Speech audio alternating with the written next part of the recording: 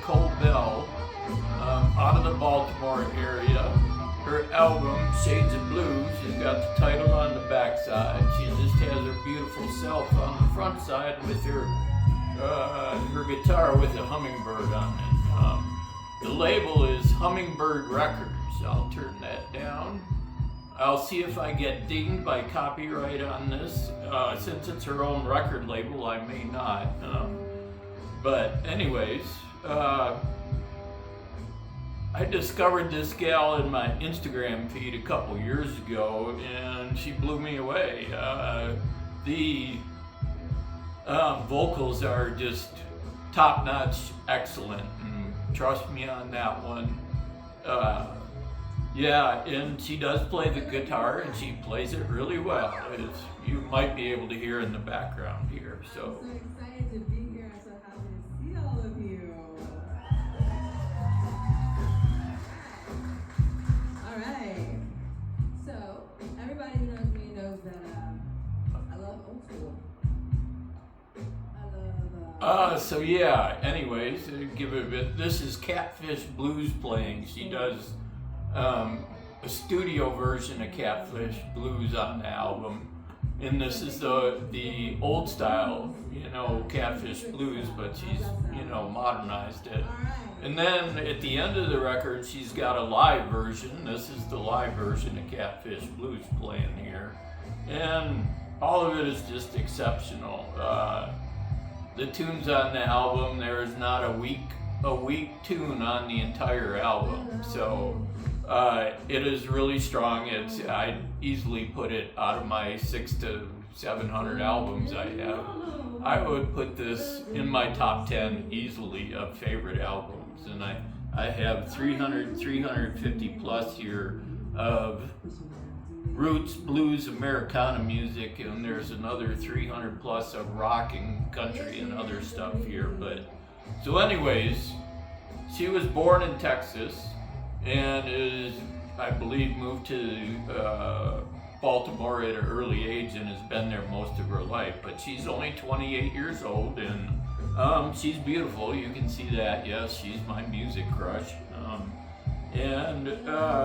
Anyways, she screams on the guitar and screams vocally, and it's not offensive screaming, it's wonderful screaming. So my favorite tunes on the album, the first one on side one, River Tune, is exceptional. The Catfish Blues album covers are both good. The studio version and this long version is really great. Wish It Wasn't You, I like that one. I believe that might be a tune about some heartbreak in there. And also Liar's Anthem. So yeah, let's see. On the backside there is Runaway Girl, which is, it says extended mix on there. And I believe Runaway Girl was like the title of an original EP or whatever that she did. But and on here it says extended mix, so it's probably a slightly different version. This is the only vinyl she has out now, and it's currently sold out for obvious reasons, but because it's really good. So let's see, what else do I want to say? Well, I'm going to push the copyright limits here. Probably, and I'll see what happens if I gotta do this all again. Let's go back to the start of this, the Catfish Blues here. This is an original Robert Petway who wrote it, so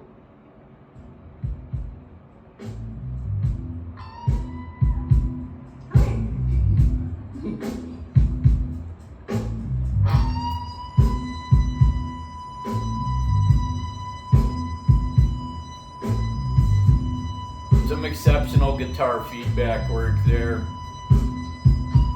Yeah. The lady can play.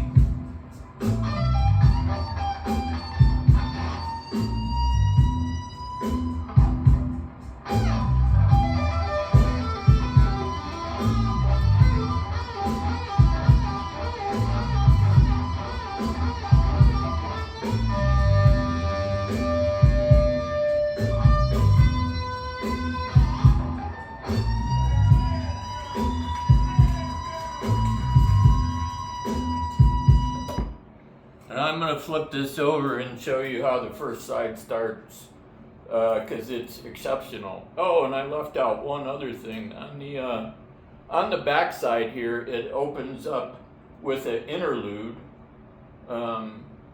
which is a recorded phone conversation with her grandma. She gives her grandma a call and asks a couple questions. Nicole does, and then grandma gives the story of how some uncles or relatives of hers used to play with Lightning Hopkins in Texas back in the day. So, you know, Texas is famous for the screaming guitarists and all that. And I would put Nicole Bell in that category now, although she's mostly from Baltimore. But anyways, let's take a listen to this side first here. The start of the album.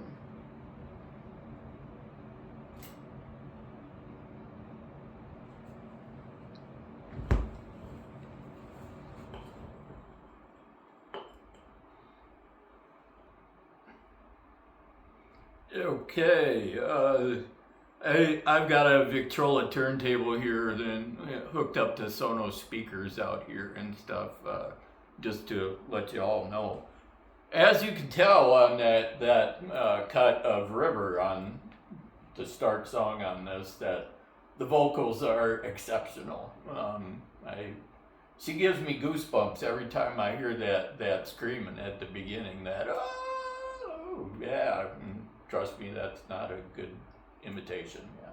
But yeah, so anyways, this is Nicole Bell. I encourage any of you to check this out. And a word on the vinyl reviews, I'm probably going to give you a lot of artists that you have either barely heard of or not heard of and stuff.